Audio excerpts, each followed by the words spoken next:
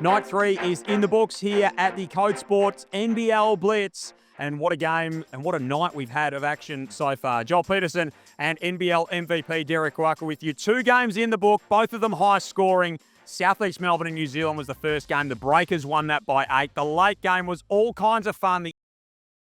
They beat the Perth Wildcats by 8, 100-92 in the end. They trailed by as many as 15 points in that ball game, D-Ruck. They fought their way back.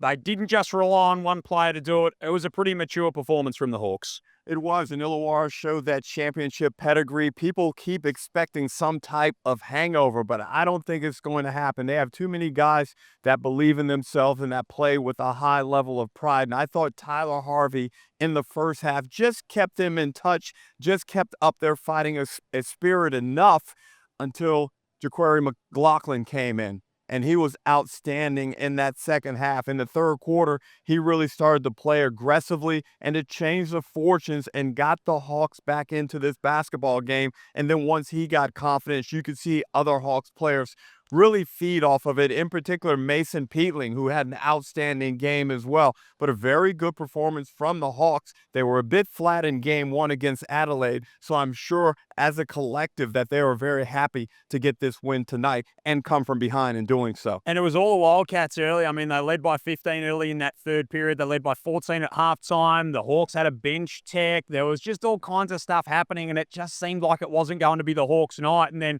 all of a sudden, I asked you at the start of that third term in commentary, what would you be thinking in terms of Jakori McLaughlin in that trial period that he's on at the moment?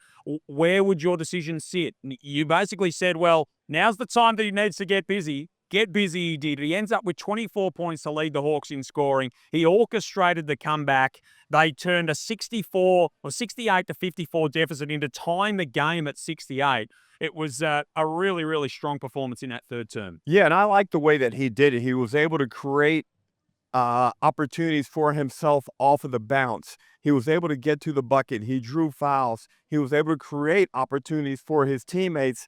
And with lead guards and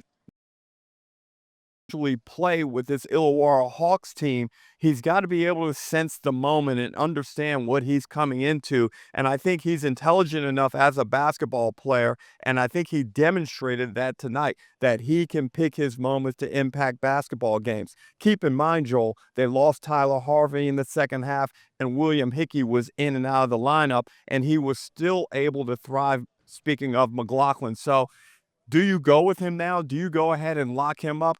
I think so. It's too risky to try and bring somebody in this late. I'd be stitching him up. Now, our colleague Felix Von Hoff, just after the game, said maybe you offer him a month-to-month deal. I'm not sure his people would go for that, because now he's got on tape 2 really good performances from this blitz, and his value has probably gone up in the open market. So you think it's pen to paper?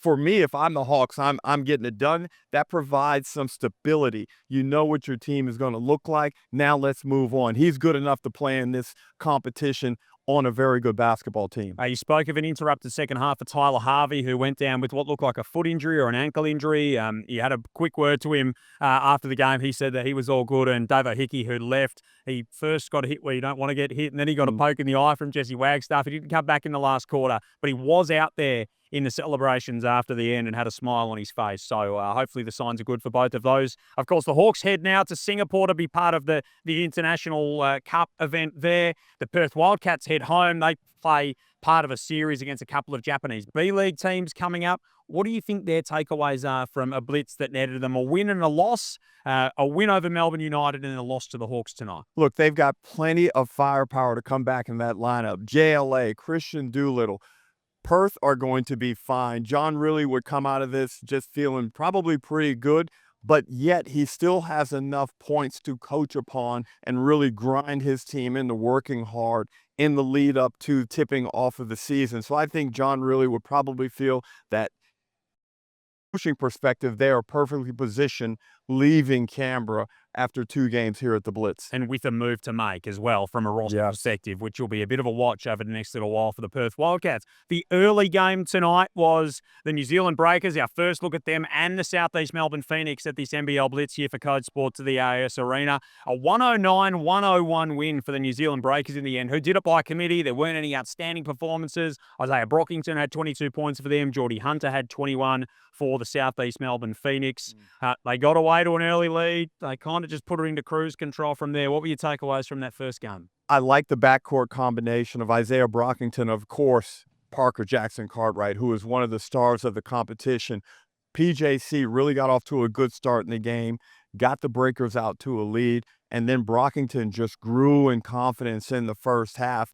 PJC backed it down, as we know he's willing to do. He's such a good teammate. He's not a selfish player. And then Brockington was able to display the attributes that made him a fairly early signing in the piece in terms of imports go. Sam Meninga was really good. I thought New Zealand looked a lot better than I had anticipated. Coach Kopp looks like he's more comfortable in his role, and schematically, I like what they were doing. Defensively, they probably got some growth in terms of trying to be a top 6 team. But I think that was a positive first step for the New Zealand Breakers. No Lopez, no Baker, of course, at the moment for them. Did you like what you saw from Brockington?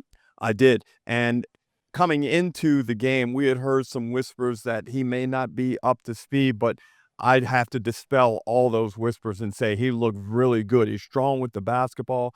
He can create his own shot. I just liked his attitude. He does a good job of, when he creates contact, of still being able to finish. He's a very good player. What about the South East Melbourne side of things? I sat behind their bench, and there was some frustration from Josh King at different times. They didn't seem like they played with the required effort and intent that he would have wanted tonight. What did you read into their performance? Yeah, the defensive end would have driven him crazy. This is a guy who changed the fortunes of this franchise through outstanding defensive play in NBL 25. And I don't care how long you've been practicing in the lead up to the Blitz, I think he would have wanted to see a better defensive intensity level than what they saw tonight. They gave up a lot of points. And I think, again, similar like I said with John Riley, sometimes coaches want a reason to coach hard. And now I think Josh King has that reason over the next couple of days to try and get his team ready, not only for game 2 of the NBL Blitz, but for the start of the NBL season. And they need to get out of the gates quickly. They have a good Australian nucleus. And I think, he'll want to ramp those guys up. And look, they've still got players that come into the mix.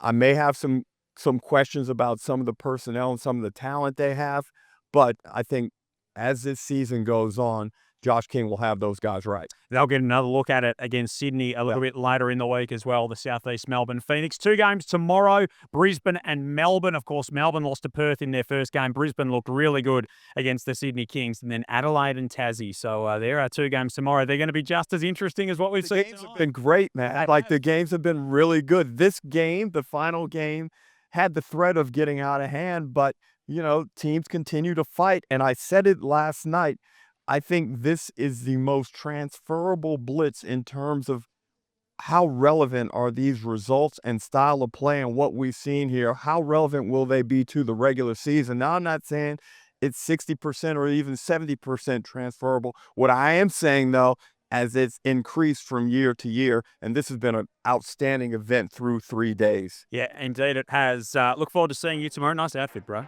I like it. I like what you've done there. That's a nice little combo. Winning. Exactly. Joel Peterson, Derek Rucker here with you on NBL Now. Big games coming up. Day 4 here at the Code Sports NBL Blitz. We look forward to your company then.